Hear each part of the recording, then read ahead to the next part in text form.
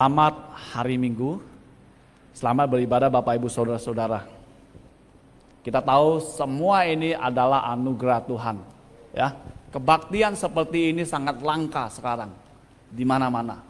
Puji Tuhan, Tuhan masih menyertai kita, ya. Dan saya percaya kalau kita hanya mengandalkan Tuhan, kita pasti tetap dilindungi dan diberkati oleh Tuhan. Ya, baik. Mari kita buka Alkitab kita, Lukas pasal 12 ayat 16 sampai 21. Lukas pasal 12 ayat 16 sampai 21. Saya nanti baca ayat yang 16, saudara baca ayat yang ke-17 ya. Lukas 12, 16 sampai 21. Tema kita adalah kaya di hadapan Tuhan. Lukas pasal 12, 16 sampai 21. Kemudian ia mengatakan kepada mereka suatu perumpamaan. Katanya, ada seorang kaya, tanahnya berlimpah-limpah hasilnya.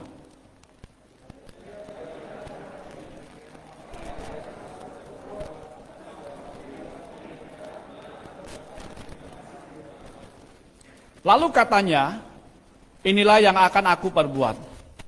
Aku akan merombak lumbung-lumbungku, dan aku akan mendirikan yang lebih besar, dan aku akan menyimpan di dalamnya segala gandum dan barang-barangku.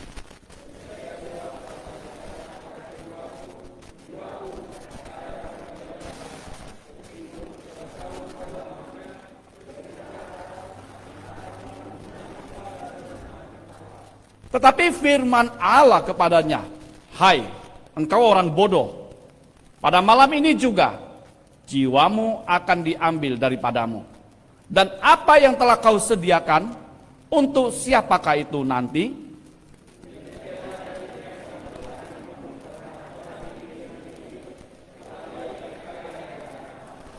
Baik, mari kita berdoa. Tuhan, ajar kami mengerti kitab suci, karena kami tahu kebenaran-Mu akan memerdekakan kami. Kebenaran-Mu akan menuntun kami, supaya di hari kami berdiri di hadapan-Mu, kami adalah orang-orang yang kaya di hadapan-Mu. Terima kasih Bapa. Di dalam nama Yesus kami berdoa. Amin. Saudara-saudara, saya pernah nonton film, temanya shooter, penembak jitu. Shooter. Ya, film yang sangat menarik. Ya, bagus sekali. Dan penembak jitunya, snipernya hebat sekali. Ya, ini saudara, ada satu kali di sebuah gunung, seorang senator Amerika Serikat, senator ya, dia berkata begini, di dunia ini tidak ada komunis atau kapitalis, tidak ada blok barat atau blok timur, di dunia ini hanya ada to have and not have, yang memiliki atau yang tidak memiliki. Yang dimaksud adalah orang yang kaya, punya harta, atau orang yang tidak punya apa-apa. Ya, itu kata dari senator yang jahat itu. In this world, just to have or not have. Di dunia ini hanya ada orang yang punya atau yang tidak punya. Ya, saudara, kalau kita berpikir sejenak, seolah-olah kata-kata ini sebetulnya ada benarnya. Ya, memiliki atau tidak memiliki. Tapi ini kata yang bisa jadi prinsip, namun ada di tempat yang salah. Yang dimaksud oleh senator itu memiliki adalah dia punya dolar yang banyak, dia kaya raya, dia punya tanah, dia punya emas, dia punya semua yang dia butuhkan di dunia ini berlimpah-limpah adanya, sehingga dia hidupnya lebih nyaman. Sedangkan yang not have, yang tidak memiliki apa-apa, yang tidak punya apa-apa, nanti akan jadi budak untuk dia. Nah, ini yang dimaksud oleh senator yang jahat itu ya, dalam film The Shooter. Saudara-saudara, bisa jadi ini prinsip yang benar tapi ditempatkan di tempat yang salah. Salahnya adalah bagi dia memiliki, dia mempunyai banyak harta, mempunyai itu, mempunyai ini, orang lain jadi budak dia. Dia menikmati hidup bersenang-senang di dunia ini. Saya ingin berkata kepada saudara-saudara, dangkal sekali melihat memiliki hanya sebatas dunia ini yang pasti akan berlalu. Tahukah saudara, Di sebuah negara Afrika, di negara Trinidad, namanya Trinidad, ada seorang pemuda yang kaya raya bernama Sharon Sukedo. Sharon Sukedo, seorang anak muda yang kaya. Dia pengusaha real estate, jual rumah. Dia juga pengusaha jual mobil bekas dan mobil mewah. Wah, ini kaya sekali orangnya. Lalu pemuda yang kaya raya ini sudah menikah, dia suka memamer-mamerkan hartanya. Kalau dia pakai emas, wah, tangannya susah dibawa ke atas. Karena emasnya berat dan berkarat-karat. Bukan berkarat ya, bukan berkarat besi ya. Karatnya 24 karat, 23 karat. Ya, dia pamer harta kekayaannya. Dia pamer rumahnya. Dia pamer mobil Bentley kesayangannya. Ya. Jadi saudara, ternyata di media sosial semua orang tahu. Ini orang kaya, muda, hartanya banyak, suka nunjuk-nunjukin kepada orang-orang lain. Satu kali di rumah mertuanya, ternyata Sharon Sukedo ini, dia punya musuh, geng. Waktu di rumah mertua dia ditembak, lalu mati. Nah, saudara, waktu dia meninggal dunia, peti matinya dilapisi emas. Semua perhiasan-perhiasan dipakaikan kepada dia. Seharga 1,3 miliar pada zaman itu. Dan saudara-saudara, sepatu Timberland kesayangannya pun dimasukkan ke peti mati. Tidak cukup di situ. Upacara pemakaman dilaksanakan dengan cara yang sangat mewah sekali. Saya berpikir, mungkin keluarganya itu ingin menyenangkan dia untuk yang terakhir kali. Saudara tahu, upacara pemakaman itu berapa harganya? 2 miliar. Di kota Trinidad yang miskin. Jadi saudara, seperti yang saya katakan tadi, keluarganya berpikir mungkin ingin menyenangkan dia. Tapi pertanyaannya, apakah sepatu Timberland yang sangat dia sayangi itu, dia suka pakai itu betul-betul dia pakai? Apakah dia menikmati? Apakah peti mati yang terbuat dari, yang dilapisi oleh emas itu, dia tidur di situ, dia menikmati? Sebenarnya bukan tidur, dia tidur untuk selamanya. So, tahu apa artinya? Kalau orang mati, apakah otaknya mati? Saya tanya saudara dulu. Kalau orang sudah mati, apakah otaknya mati? Apa penentuan orang sudah mati atau belum mati? Ayo. Kalau orang sudah mati, apakah otaknya mati? Kalau otaknya mati, apakah dia masih mengerti? Huh? Ya. Ya, saya mau ngajak saudara sedikit dalam. Untuk hal yang simple. Ketika orang mati, jantungnya berhenti memumpahkan darah, otaknya langsung mati. Kalau otaknya sudah mati, apakah dia mengerti? Ya. Saudara-saudara, peti mati emas tidak ada gunanya bagi dia. Perhiasan-perhiasan emas yang dipakaikan kepada dia, ketika dia dikebumikan, tidak ada gunanya bagi dia. Apalagi kasih makan babi panggang. Ya nggak makan-makan lagi, ya kan? Ya nggak? Ya. Sayang sekali. Harta yang begitu banyak hanya dipakai untuk mengantar dia ke makam, ke kuburan. Apakah ini jadi berkat? Belum tentu. Mungkin di mata banyak orang, wah ini orang kaya sekali, hebat sekali. Tapi saudara-saudara, ketenaran manusia di dunia ini hanya bersifat sebentar. 2 tahun kemudian mungkin gak ada yang ngomong lagi. 5 tahun kemudian gak disebut-sebut lagi. 10 tahun kemudian tenggelam dan tidak ada lagi. Paling kalau dibutuhkan ceritanya diingat. Dan cerita ini bersifat ironis. Karena hartanya, kekayaannya hanya mengantar dia ke kuburan.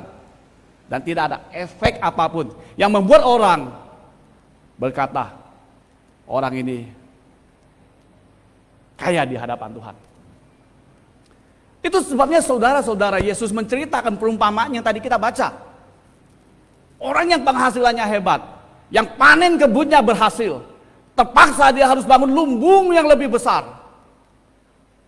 Dan dia menjadi sangat-sangat kaya. Dia kumpulkan. Dan yang ironisnya dia berkata, ya, "Hai, my soul, what a sinling, my soul, jiwaku. Ada banyak barang padamu tertimbun bertahun-tahun lamanya, ada banyak makanan. Mungkin sampai 7 turunan pun tidak habis-habis. Ya, beristirahatlah, enjoy your life. Nikmati hidupmu, makanlah, minumlah, dan bersenang-senanglah." Wah, ini perkataan, ya, yang sebenarnya nanti kita lihat orang seperti apa yang berkata seperti itu. Beristirahatlah, makanlah, minumlah, bersenang-senanglah, enjoy your life. Tapi ironisnya saudara-saudara, Yesus berkata, ya, Tuhan berkata kepada orang kaya itu, Tuhan yang kasih hidup, Tuhan yang pemegang jiwa manusia, Tuhan yang penentu hidup manusia, berkata kepada orang itu, "Hai, orang bodoh, malam ini juga nyawamu akan diambil daripadamu." Itu siapa itu? Ini sama dengan cerita yang pertama tadi, saudara-saudara. Harta kekayaannya hanya mengantar dia ke kuburan. Harta kekayaannya tidak membuat dia betul-betul kaya di hadapan Tuhan. Dan saudara dikasihi Tuhan, kenapa orang ini bisa berkata seperti itu? Karena orang ini hanya hidup untuk dirinya sendiri. Saudara, orang yang betul-betul kaya di hadapan Tuhan tidak hidup untuk dirinya sendiri. Dia hidup untuk sesamanya. Dia hidup untuk keluarganya. Dia hidup untuk Tuhan. Orang ini hanya hidup untuk dirinya sendiri. Semuanya berfokus pada diri sendiri, yang akan berakhir dengan penyesalan. Kesempatan yang baik. Di dunia ini saya ingin mengatakan pada Bapak Ibu saudara-saudara, tidak semua orang memiliki lebih. Betul kan? Tidak semua orang memiliki lebih. Ada yang berkekurangan. Ada yang mungkin hari ini makan, besok nggak makan. Jadi tidak semua orang mendapatkan kesempatan untuk bisa berbuat, untuk hidup untuk sesamanya. Tidak semua orang. Barangkali di dalam dunia, ya, hanya ada sekelompok kecil orang yang memiliki lebih dan berlimpah-limpah, yang sedang-sedang ada di tengah, yang paling grassroots, yang hidup dalam kekurangan justru paling banyak. Inilah pola dunia. Dan orang kaya ini hanya hidup untuk dirinya sendiri. Semua yang dia dapatkan, dia hanya memikirkan dirinya sendiri. Itu satu. Ya, orang ini egois. Kalau orang egois, tidak mungkin bisa hidup untuk Tuhan. Sudah pasti. Ya. Yang kedua, saudara, orang yang bisa berkata, "Hai jiwaku, bersenang-senanglah, beristirahatlah, nikmatilah, makanlah, minumnya, enjoylah," dan tidak mikirkan siapapun dan apapun lagi. Orang ini tidak pernah memikirkan suatu hidup yang lebih bernilai, suatu hidup yang kekal. Dia hanya memikirkan hidup di dunia ini. Sayang sekali saudara-saudara. Saudara dan saya diciptakan bukan untuk tujuan hidup di dunia ini saja. Saudara dan saya diciptakan oleh Tuhan serupa gambar Dia. Diberikan unsur kekekalan. Itu sebabnya saudara bisa berpikir, surga apa neraka? Dihakimi atau dibebaskan. Kenapa? Karena kita punya jiwa yang kekal. Maka muncul pikiran yang kekal. Betul nggak? Kalau nggak ada, we like a beast. Binatang nggak mikir. Makan, melahirkan, selesai. Kita nggak. Kita berpikir lebih dari dunia ini. Tapi sayang sekali, orang yang diceritakan Yesus itu hanya memikirkan hidup di dunia ini. Saya pernah katakan ada seorang politikus yang bernama Thomas Scott. Dia berkata, "I don't believe hell and heaven before." Saya nggak pernah percaya ada sorga atau neraka dulu, before. But now I believe. Saudara tahu, waktu dia berkata but now, tapi sekarang saya percaya. Now I believe. Dalam keadaan apa dia berkata seperti itu? Dia berkata seperti itu ketika dia mau meninggal dunia, mau mati. But now I believe. But it's too late. Tapi sudah terlambat. Terlambat apanya? Dia nggak tahu bagaimana bisa sampai ke surga. Karena dia tidak pernah care dengan surga. Saudara-saudara, di dunia ini ada begitu banyak orang, di luar kita ada begitu banyak orang. Kalau saudara mulai bertanya kepada mereka, apakah Anda pernah berpikir tentang surga? Saya nggak tahu berapa orang yang akan menjawab saudara. Ya, mungkin iya, tapi surganya salah. Surga di dunia ini bukan surga yang kekal, yang Tuhan sediakan. Di mana kalau saudara ada di situ, Alkitab mengatakan tidak ada air mata lagi, tidak ada duka lagi, ada sukacita yang besar. Karena engkau dan aku menikmati penciptamu. Itu sebabnya Calvin mengatakan, ya, the chief end of man, tujuan terbesar dari kehidupan manusia, is glorify God and enjoy Him, memuliakan Tuhan dan menikmati Tuhan. Itu yang terbaik. Tapi orang ini nggak pernah mikir, hanya memikirkan hidup di dunia ini saja. Orang yang tidak pernah memikirkan surga, mana mungkin hidup untuk surga. Orang yang tidak pernah memikirkan surga, mana mungkin sampai ke surga. Mikir aja kagak. Itu sebabnya politikus tadi berkata, but it's too late, terlambat. Karena nggak pernah mikir, maka nggak pernah tahu. Sama dengan orang kaya ini. Yang ketiga adalah, saudara, orang ini kaya harta, miskin mental. Ya, orang yang Yesus bilang ini kaya harta, miskin mental. Saya nggak usah jelaskan terlalu banyak lagi. Ya, kaya harta, bisa hidup 7 keturunan, tapi miskin mental.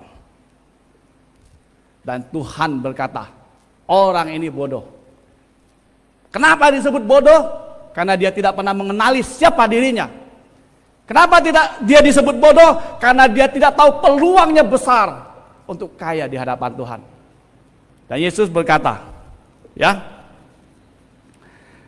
demikianlah jadinya dengan orang yang mengumpulkan harta bagi dirinya sendiri, jikalau ia tidak kaya di hadapan Tuhan. Yesus menawarkan satu konsep, kaya di hadapan Tuhan.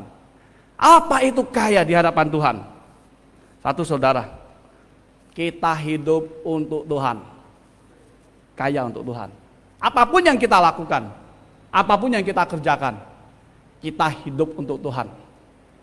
Tentu saja, hidup untuk Tuhan, konsep kesucian dia ada di situ. Konsep keadilan dia ada di situ. Konsep cinta kasihnya ada di situ. Dan hidup ini memuliakan Tuhan. Itu namanya hidup untuk Tuhan. Semua orang Kristen bukan ditebus Tuhan hanya untuk masuk surga saja. Yesus bayar mahal untuk saudara dan saya. Tapi Yesus belum bawa saudara ke surga. Yesus izinkan saudara di dunia ini. Apa tujuannya? Supaya saudara diberikan kesempatan kaya di hadapan Tuhan. Hidup untuk Dia. Whatever you do, whatever you say. Dan yang ini, saya harus mengaku, kita sama-sama belajar. Belum ada orang yang perfect, tapi orang yang mau, Tuhan pasti bantu. Kita hidup untuk Tuhan. Yang kedua, memakai kekayaannya yang bersifat tidak kekal itu untuk mendapatkan harta yang kekal. Ya, waktu yang saudara pakai untuk memuliakan Yesus Kristus, apakah saudara bersaksi bagi Dia, memberitakan Injil bagi Dia, mengalah karena Dia, itu adalah harta yang kekal. Yang kekal itu adalah perbuatan-perbuatan yang membuat orang berkata, terpujilah Tuhanmu karena Engkau. Dan hari ini di dunia banyak orang karena Tuhan bersedia menghabisi hartanya untuk pekerjaan Tuhan. Itu salah satu kaya untuk Tuhan.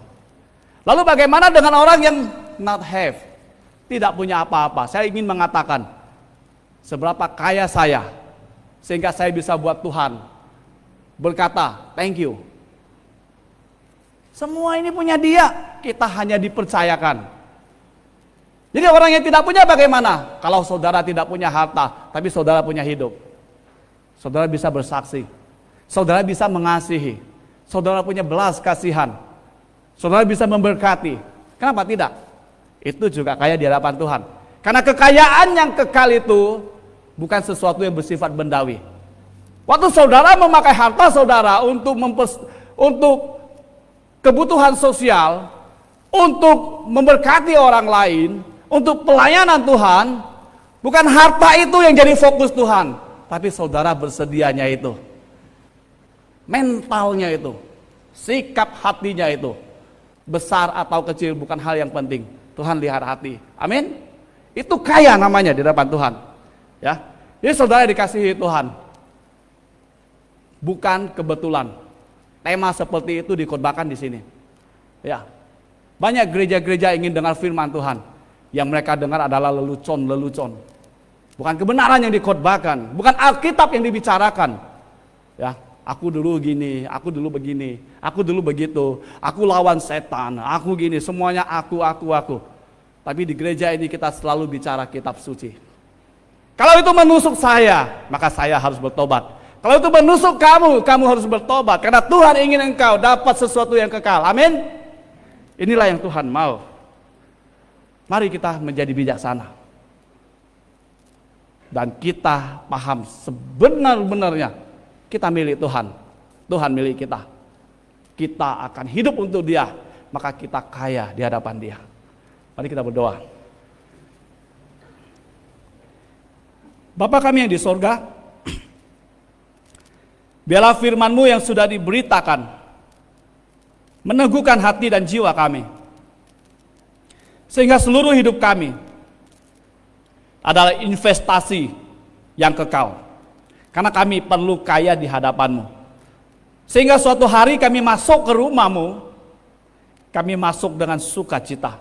Bukan tertunduk, lesu, dan malu. Karena Tuhan sudah membuka peluang dan kesempatan itu bagi kami, maka kami meminta Tuhan menuntun kami. Supaya setiap hidup kami hanya untuk kemuliaan Tuhan. Hanya mencari harta yang kekal. Karena kami tahu dunia ini adalah tempat sementara bagi kami. Kami tidak punya tujuan besar di dunia ini. Tujuan terbesar kami adalah Tuhan sendiri. Surganya Tuhan. Di dalam nama Yesus kami berdoa. Amin. Ya. Shalom Bapak Ibu Saudara. Karena persoalan daripada situasi yang terjadi pada saat ini ya saudara, maka model ibadah kita buat menjadi lebih simpel ya.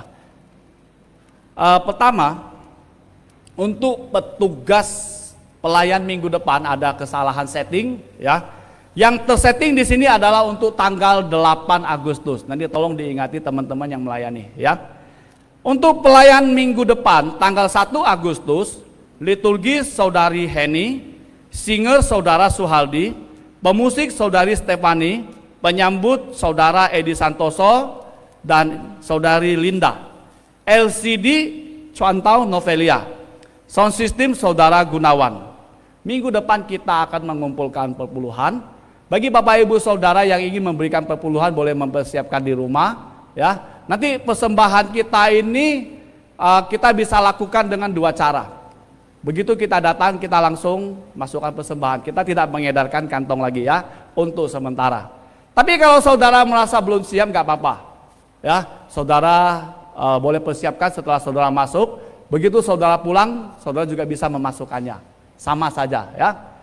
Ini salah satu sistem dan ini tidak akan lama kami percaya. Oke, Bapak Ibu Saudara, mari kita lihat dulu bagian persembahan nomor 2 dan 3 ya. Ini yang minggu yang lalu ya. Mulai minggu ini kita akan menerapkan model yang lebih simpel ya. KU2 digabungkan online melihat kebaktian kita. Persembahan perpuluhan dari KU2 adalah ada Rp1.080.000. Persembahan sosial Rp1.116.000. Nah saudara, kalau ada kekeliruan dalam pelaporan, hubungi kami akan perbaiki seperlunya ya. Kemudian saudara, di tengah-tengah kita sudah menghadirkan Cuantau Nacik ya. Saya persilakan Cuantau Nacik berdiri di belakang. Ya, oke. Ya. Ya. Beliau sebelumnya melayani di gereja dan di sekolah PKMI Galang. Galang dekat Pakam ya, kurang lebih setengah jam.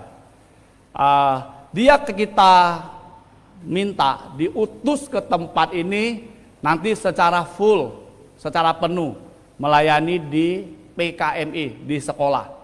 Ya. Jadi dia akan konsentrasi untuk melayani dan bekerja di PKMI. Ya. Jadi saudara nanti setelah itu nanti yayasan akan mengurus serah terimanya ya. Jadi saya hanya memperkenalkan karena dia diutus oleh Konta.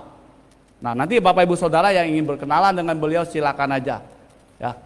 Baik, kemudian saudara berkaitan dengan PPKM, memang saya sekali lagi mewartakan kepada saudara ya. Bagi jemaat aktivis maupun majelis yang hanya bisa ikut ibadah online saja dan belum bisa melayani, nggak ada masalah ya. Tapi nanti laporkan ke panitia ibadah, Saudara Sugianto ya, supaya nanti bisa diatur pelayanannya. Nah, kemudian saudara-saudara,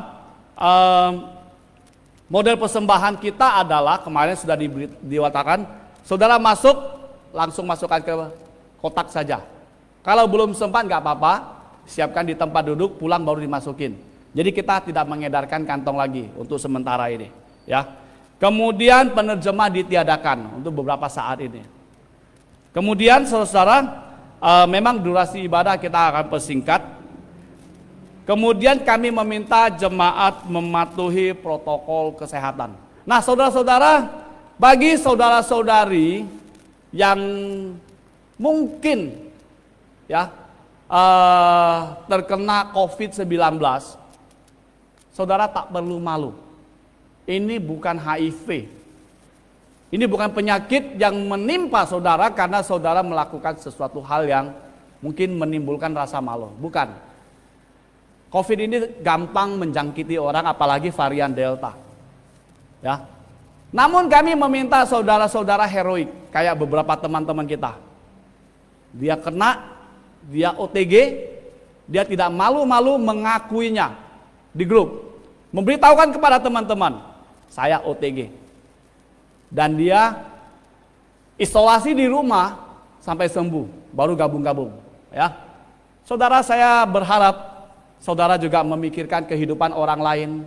Ya, mulailah jadi heroik. Kalau saya kena, terpaksa Semu dan kawan-kawan yang khotbah, saya harus dikurung di lantai 3 di atas ya. Jadi sampai saya sembuh, saya baru hadir ke tengah-tengah saudara. Tujuannya adalah karena saya mengasihi saudara, saya wajib melindungi saudara. Ya, jadi saudara-saudara, karena penyebarannya yang marak, maka saudara-saudara tidak perlu malu, tapi saudara harus jadi heroik untuk sesama.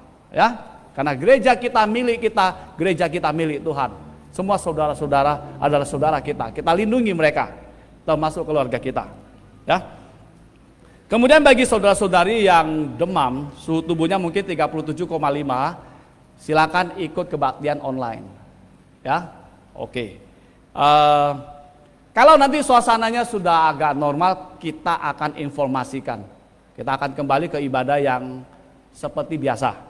Nah, saudara, model ibadah juga akan kita sesuaikan, ya. Mungkin nanti saya akan komunikasi dengan panitia ibadah sehingga ada 1-2 lagu praise and worship, baik yang Mandarin maupun yang Indonesia. Tapi nggak apa-apa, nanti saya komunikasi dengan panitia ibadah, ya.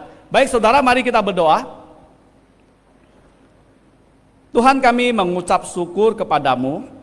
Kami bersyukur untuk pemeliharaan Tuhan atas kehidupan dari anak-anak Tuhan, saudara-saudari kami di tempat ini.